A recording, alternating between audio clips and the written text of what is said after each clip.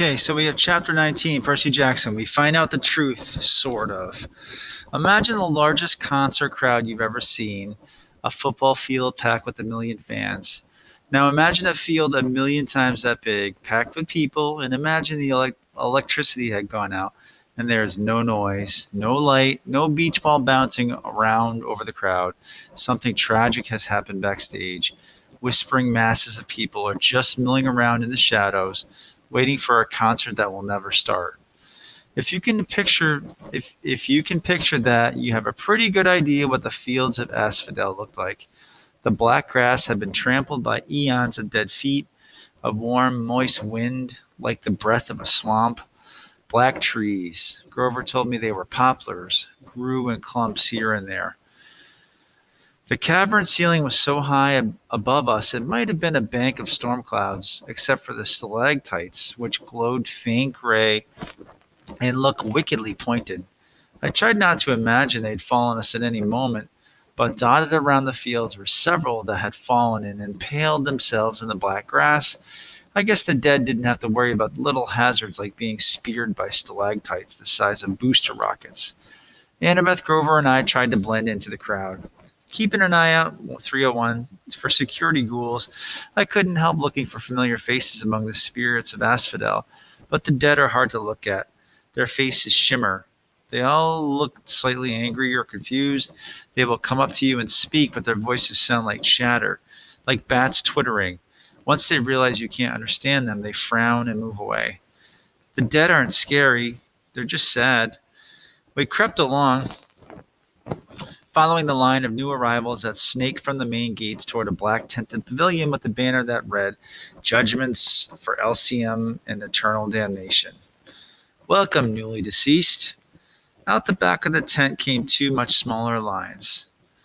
To the left, spirits flanked by security ghouls were marched down a rocky path toward the fields of punishment, which glowed and smoked in the distance.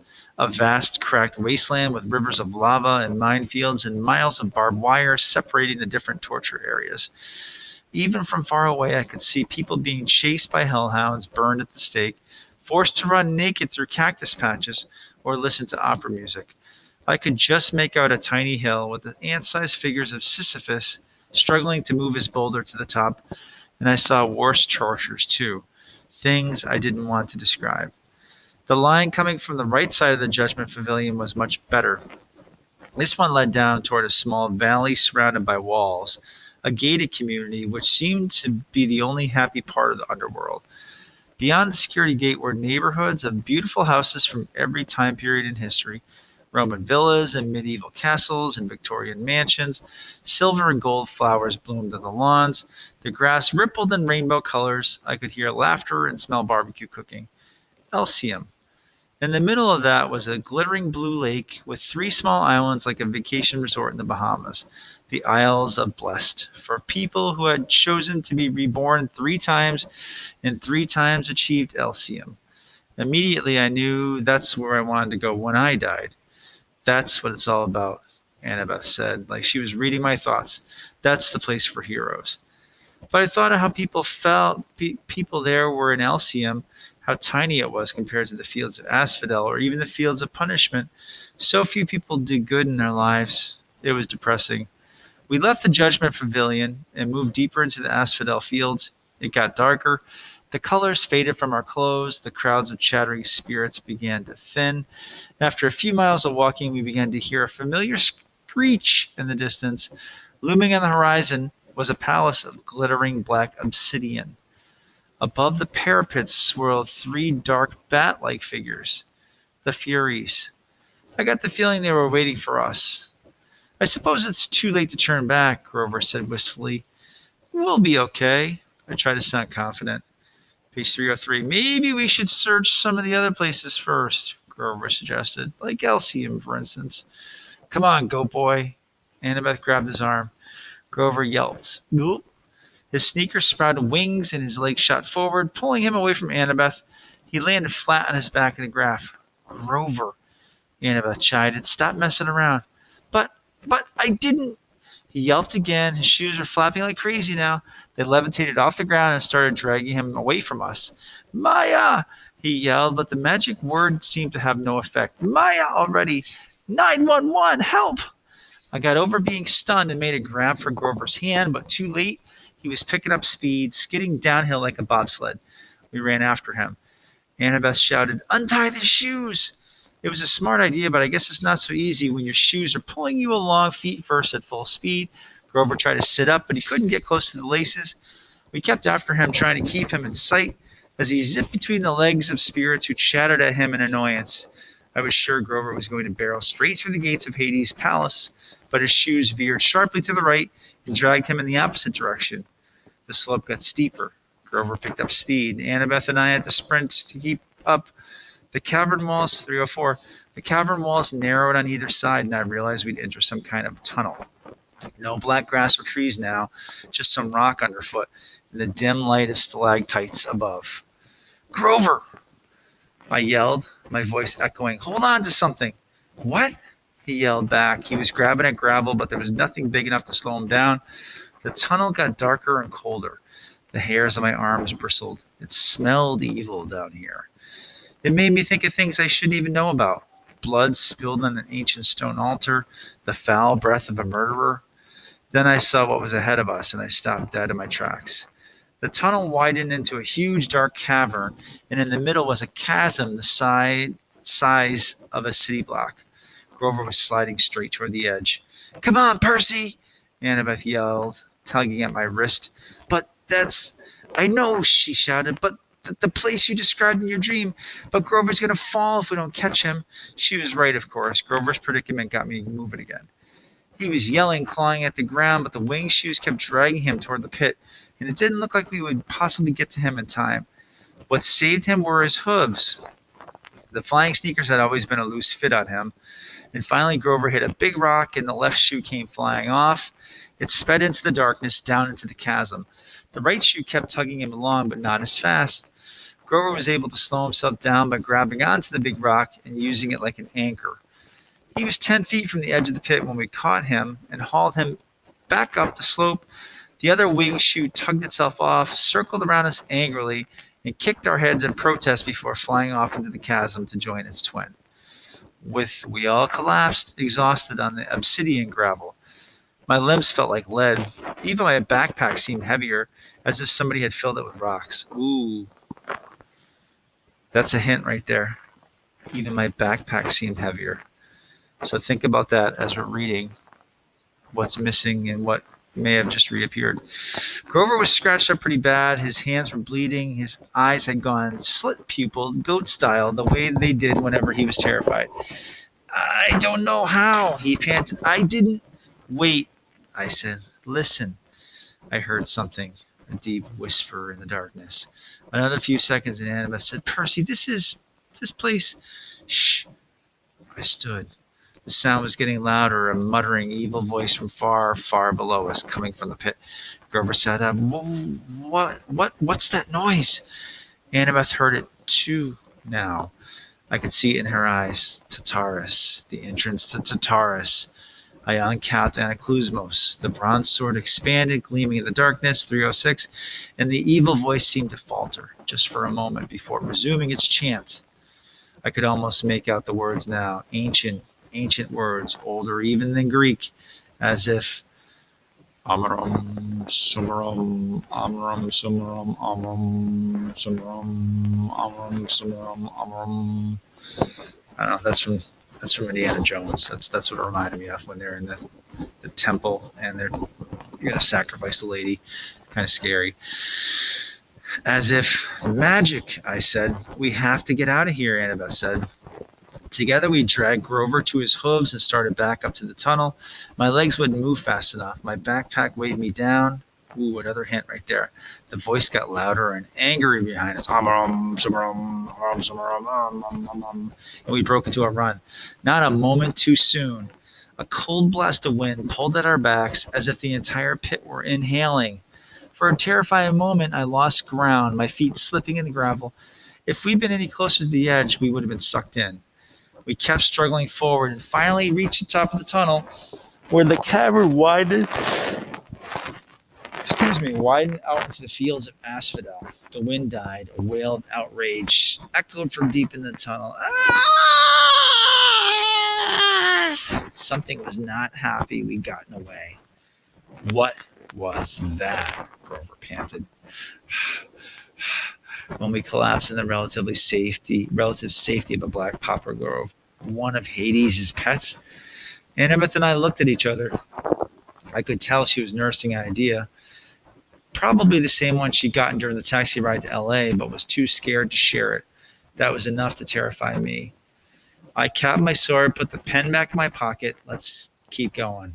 I looked at Grover. Can you walk? 307. He swallowed. Yeah, sure. I never liked those shoes anyway. He tried to sound brave about it, but he was trembling as badly as Annabeth and I were. Whatever was in that pit was nobody's pet. It was unspeakably old and powerful. Even Echidna hadn't given me that feeling. Excuse me. I was almost relieved to turn my back on that tunnel and head toward the Palace of Hades. Almost. The Furies circled the parapets, high in the gloom. The outer walls of the fortress glimmered black, and the 2-story tall bronze gates stood wide open. Up close, I saw the engravings of the gates were scenes of death. Some were from modern times, an atomic bomb exploding over a city, a trench filled with gas mask wearing soldiers, a line of African famines waiting with empty bowls, but all of them looked as if they'd been etched in the bronze thousands of years ago. I wondered if I was looking at prophecies that had come true. Inside the courtyard was the strangest garden I'd ever seen. Multicolored mushrooms, poisonous shrubs, and weird luminous plants grew without sunlight. Precious jewels made up for the lack of flowers, piles of rubies as big as my fist, clumps of raw diamonds, standing here and there like frozen party guests were Medusa's garden statues. Petrified children, satyrs, and centaurs, all smiling grotesquely. In the center of the garden was an orchard of pomegranate trees, their orange blooms neon bright in the dark. The Garden of Persephone, Annabeth said. Keep walking. I understood why she wanted to move on. The tart smell of those pomegranates was almost overwhelming. I had a sudden desire to eat them, but then I remembered the story of Persephone. One bite of underworld food, and we would never be able to leave. I pulled Grover away to keep him from picking a big, juicy one. We walked up the steps of the palace between black columns through a black marble portico and into the house of Hades. The entry hall had a polished bronze floor, which seemed to boil in the reflected torchlight. There was no ceiling, just the cavern roof. Far above. I guess they never had to worry about rain down here. Every side doorway was guarded by a skeleton in military gear. Some wore Greek armor, some British redcoat uniforms, some camouflage with tattered American flags on the shoulders. They carried spears or muskets or M16s. What do they call those now? They call them like ARs, right? I think they're not M16s anymore. They're AR somethings. None of them, all those Call of Duty people know that. None of them bothered us, but their hollow eye sockets followed us as we walked down the hall toward the big set of doors at the opposite end. 2 U.S. Marine skeletons guarded the doors. They grinned down at us, rocket-propelled grenade launchers held across their chest. You know, Grover mumbled, I bet Hades doesn't have trouble with door-to-door salesmen. My backpack weighed a ton now. I couldn't figure out why. I wanted to open it, check to see if I had somehow picked up a stray bowling ball, but this wasn't the time. That was clue number 3. Third time he said his backpack was heavier. Well, guys, I said, I suppose we should knock. A hot wind blew down the corridor. This is on 309, and the door swung open. The guard stepped inside. I guess that means entrez-vous, Annabeth said. The room inside looked just like in my dream, except this time the throne of Hades was occupied. He was the third god I'd met, but the first who really struck me as godlike. He was at least 10 feet tall, for one thing, and dressed in black silk robes and a crown of braided gold. His skin was albino white, his hair shoulder-length and jet black. He wasn't bulked up like Ares, but he radiated power. He lounged on his throne of fused human bones, looking lithe, graceful, and dangerous as a panther. I immediately felt like he should be given the orders. He knew more than I did. He should be my master. Then I told myself to snap out of it. Hades' aura was affecting me just as Ares' had. The Lord of the Dead resembled pictures I had seen of Adolf Hitler, or Napoleon, or the terrorist leaders who direct suicide bombers. Hades had the same intense eyes, the same kind of mesmerizing, evil charisma. You are brave to come here, son of Poseidon, he said in an oily voice. After what you have done to me, very brave indeed. Or perhaps you are simply very foolish. Numbness crept into my joints, tempting me to lie down 310 and just take a little nap at Hades' feet, curl up here and sleep forever. I fought the feeling and stepped forward. I knew what I had to say. Lord and uncle, I come with two requests. Hades raised an eyebrow.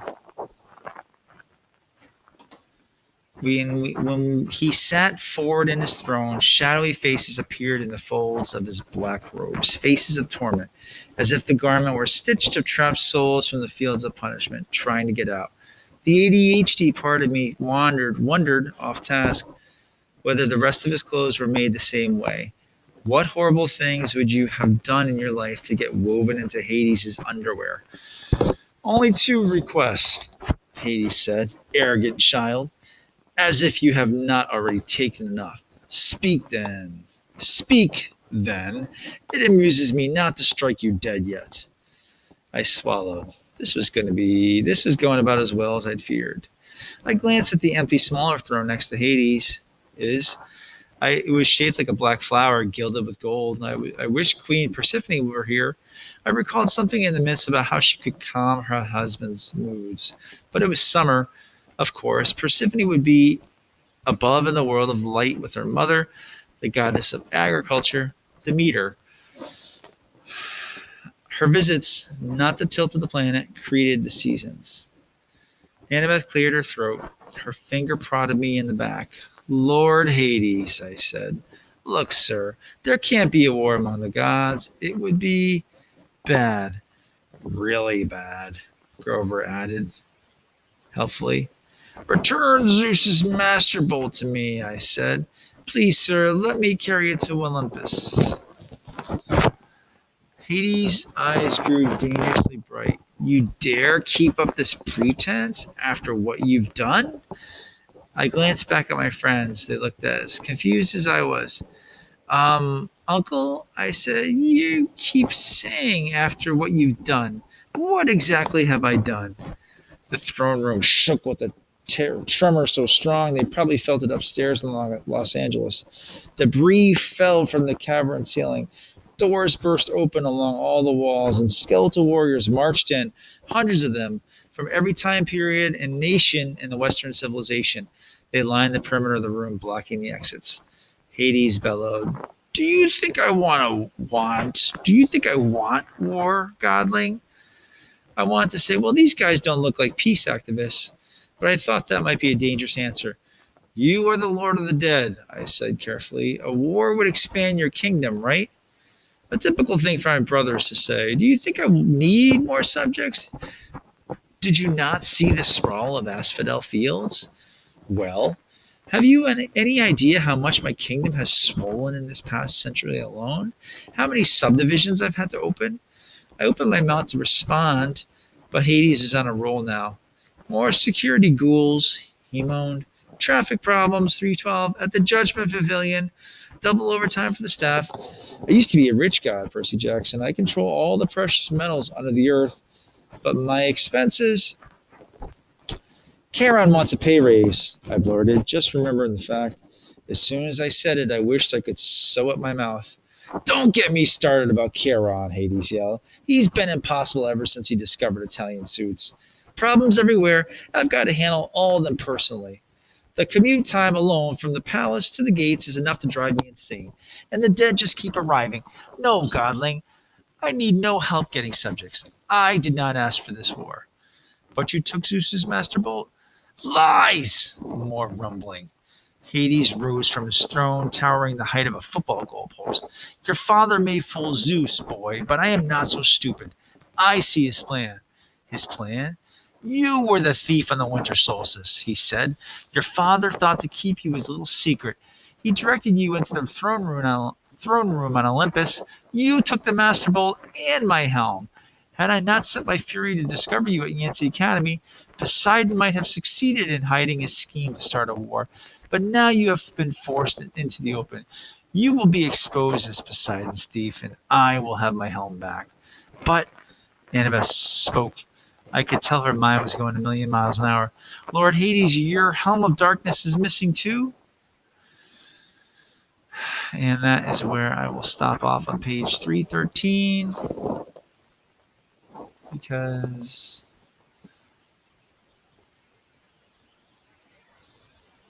tell me